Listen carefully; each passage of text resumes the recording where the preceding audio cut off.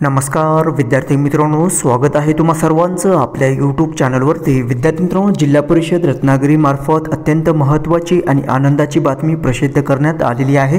ती म्हणजे आरोग्य सेवक 50% पदासाठीचे कागदपत्रे पडताळणीचे वेळापत्रक जाहीर करण्यात आलेले आहे आणि इतरही अपडेट आलेले आहे। विद्यार्थी मित्रांनो, इतरही पदाचे या ठिकाणी कागदपत्रे पडताळणी संदर्भात डिटेल वेळापत्रक जाहीर करण्यात आलेले आहे जिल्हा परिषद रत्नागिरी यांच्या मार्फत। विद्यार्थी मित्रांनो, पहा, जिल्हा परिषद रत्नागिरी गट क सरळसेवा पदभरती 2023 अंतर्गत या ठिकाणी तुम्ही पाहू शकता, जिल्हा परिषद रत्नागिरी पदभरती सन 2023 आरोग्य सेवक 50% 52 पदांकरिता या ठिकाणी कागदपत्रे पडताळणीसाठी तात्पुरती अंतिम निवड सूची प्रसिद्ध करण्यात आलेली आहे। दिनांक 4 सप्टेंबर 2024। तसेच जिल्हा परिषद रत्नागिरी पदभरती सन 2023 अंतर्गत आरोग्य सेवक पुरुष 40% या पदाची देखील या ठिकाणी कागदपत्रे पडताळणी संबंधित वेळापत्रक जाहीर करण्यात आलेले आहे। विद्यार्थ्यांनो, ग्रामसेवक पदाची देखील या ठिकाणी कागदपत्रे पडताळणी संदर्भात अंतिम निवड सूची देखील या ठिकाणी प्रसिद्ध झालेली आहे।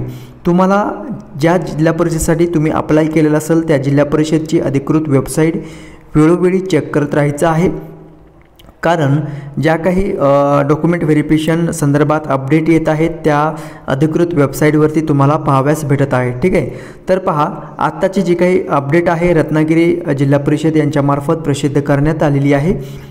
आरोग्य सेवक 50% या पदासाठीचे कागदपत्रे पडताळणीची यादी, तसंच जे उमेदवार कागदपत्रे पडताळणीसाठी पात्र ठरलेले आहेत अशा उमेदवारांच्या नावाची यादी या ठिकाणी प्रसिद्ध झालेली आहे।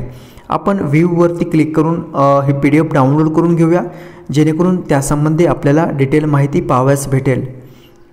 पहा विद्यार्थी मित्रांनो, या ठिकाणी जिल्हा परिषद रत्नागिरी यांच्यामार्फत आज दिनांक 4 सप्टेंबर 2024 रोजी ही जी लिस्ट आहे प्रसिद्ध करण्यात आलेली आहे कागदपत्रे पडताळणी संदर्भातची। ठीक आहे, तर पहा, यामध्ये तुम्हाला बैठक क्रमांक, गुणवत्ता यादी क्रमांक, तसंच उमेदवारांचा सामाजिक प्रवर्ग, अर्थात ज्या प्रवर्गातून उमेदवाराने अर्ज केलेला आहे त्या प्रवर्गाचं या ठिकाणी नाव तुम्हाला दिसेल, तसंच उमेदवारांचं नाव आणि त्याला मिळालेले एकूण गुण या ठिकाणी तुम्हाला शो होत आहे। ठीक आहे, सो या यादीमध्ये तुमच्या नावाचा समावेश आहे का तुम्हाला चेक करायचं आहे आणि कागदपत्रे पडताळणी संबंधित पहा कोणत्या तारखेला तुम्हाला बोलवण्यात आलेलं आहे ते आपण पाहूयात। ठीक आहे, तर पहा, वरील तात्पुरत्या अंतरिम निवड यादीमध्ये समाविष्ट असणाऱ्या उमेदवारांनी त्यांचे शैक्षणिक व व्यावसायिक कागदपत्रे व इतर आवश्यक सर्व दस्तावेज कागदपत्रांची यादी ऑनलाईन फॉर्म भरताना जोडलेल्यानुसार सदर कागदपत्रांचे मूळ प्रती व त्यांच्या 2 साक्षांकित प्रतीसह दिनांक 9/9/2024 रोजी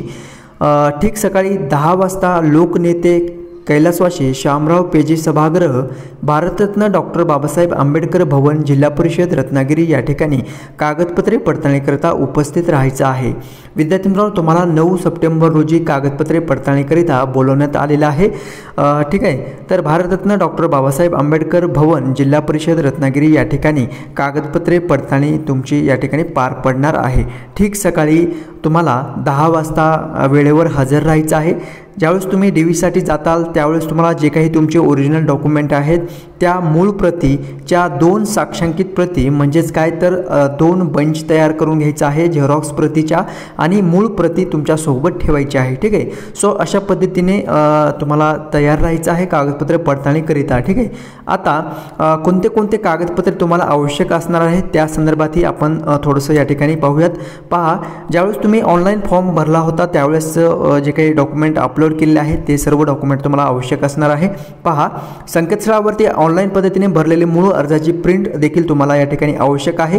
प्रिंट आउट, तसेच परीक्षा फी जमा केल्याचा पुरावा, म्हणजेच काय तर पेमेंट तुम्ही जे काही चलन भरलं होतं एक्झामकरिता त्या परीक्षेची या ठिकाणी फीस चे चलन या ठिकाणी तुम्हाला आवश्यक असणार आहे। ठीक आहे, सो नंतर अर्जदाराची माहिती बरोबर असल्याचे साध्या कागदावरील स्वयंघोषणा प्रमाणपत्र, तसंच नेक्स्ट SSC HSC पदवी पदव्युत्तर किंवा शिक्षण जे काही तुमचं झालेलं आहे त्या पदाकरिता जे काही शैक्षणिक अर्हता देण्यात आलेली आहे त्या क्रायटेरियानुसार तुम्हाला तुमचे शैक्षणिक जे काही पार्श्वभूमी आहे त्या रिगार्डिंग तुमचे कागदपत्रे या ठिकाणी लागणार आहे। ठीक आहे, नंतर जन्मदिनांक पुरावा, यामध्ये तुम्ही जन्मदाखला, शाळा सोडल्याचे प्रमाणपत्र अर्थात TC किंवा LC सर्टिफिकेट आवश्यक असणार आहे. माध्यमिक SSC सर्टिफिकेट देखील या ठिकाणी तुम्हाला ग्राह्य धरलं जाणार आहे. ठीक आहे. नंतर आर्थिकदृष्ट्या दुर्बल घटक असल्याबाबतचा पुरावा, अर्थात EWS उमेदवार असेल तर त्या ठिकाणी तुम्हाला सर्टिफिकेट त्याचं लागणार आहे. नंतर सामाजिकदृष्ट्या मागासवर्गीय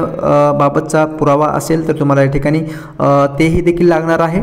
नंतर तुमचे कास्ट सर्टिफिकेट आहे, नंतर कास्ट व्हॅलिडिटी आहे, नंतर अर्ज सादर करण्याच्या अंतिम दिनांकास वैध असणारे नॉन क्रिमिनल अर्थात NCL सर्टिफिकेट तुम्हाला या ठिकाणी जर तुम्हाला लागू असेल तर तुम्हाला ते या ठिकाणी सादर करावं लागणार आहे.